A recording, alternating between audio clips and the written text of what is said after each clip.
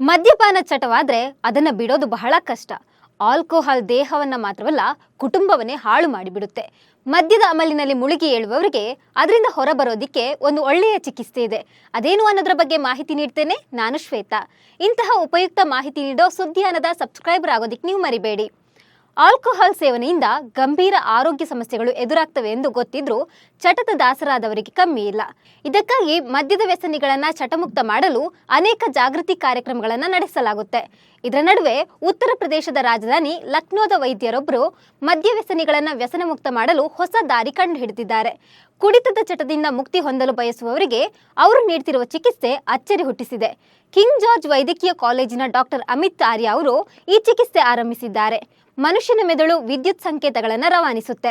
ಈ ಸಿಗ್ನಲ್ನಲ್ಲಿ ಏನಾದರೂ ತೊಂದರೆಯಾದ್ರೆ ಆ ವ್ಯಕ್ತಿ ಯಾವುದಾದ್ರೊಂದು ಚಟಕ್ಕೆ ಬಿದ್ದು ಒತ್ತಡಕ್ಕೆ ಒಳಗಾಗ್ತಾರೆ. ಮೆದುಳಿನ ಕೆಲವು ಭಾಗಗಳಿಗೆ ವಿದ್ಯುತ್ ಪ್ರವಾಹ ಹರಿಸಿ ಈ ಅನಾವಶ್ಯಕ ವಿದ್ಯುತ್ ಸಂಕೇತಗಳನ್ನು ತಡೆದು ಅವುಗಳನ್ನು ಹಿಂದಿನ ಸ್ಥಿತಿಗೆ ತರಲಾಗುತ್ತೆ. ಇದರಿಂದಾಗಿ ರೋಗಿ ಸಹಜ ಸ್ಥಿತಿಗೆ ಮರಳ್ತಾನೆ. ಅಲ್ಲದೆ ಮದ್ಯದ ಚಟ ಬಿಡುತ್ತಾನೆ ಅಂತ ವೈದ್ಯರು ಹೇಳ್ತಾರೆ. ಲಕ್ನೋದ ಕಿಂಗ್ ಜಾರ್ಜ್ ವೈದ್ಯಕೀಯ ಕಾಲೇಜಿನಲ್ಲಿ ಈ ಚಿಕಿತ್ಸೆ ನಡೆಯುತ್ತಿದೆ. ಇದುವರೆಗೆ 17 ಮಂದಿಯನ್ನ ಈ ಚಿಕಿತ್ಸೆ ಮೂಲಕ ಮದ್ಯ ವ್ಯಸನವನ್ನ ಬಿಡಿಸಲಾಗಿದೆ.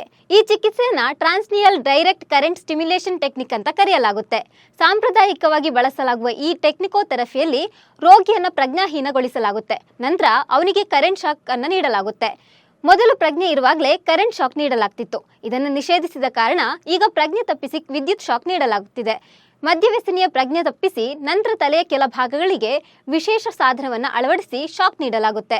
ಕಿಂಗ್ ಜಾರ್ಜ್ ವೈದ್ಯಕೀಯ ಕಾಲೇಜಿನಲ್ಲಿ ಇದುವರೆಗೆ 34 ಜನರ ಮೇಲೆ ಪ್ರಯೋಗ ನಡೆಸಲಾಗಿದೆ.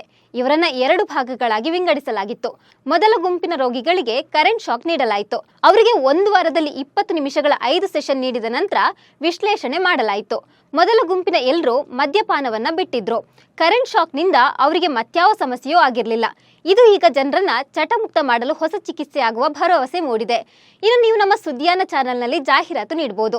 ಜಾಹೀರಾತು ನೀಡಲು 9110295814 ನಂಬರ್ಗೆ ವಾಟ್ಸಪ್ ಮಾಡಿ.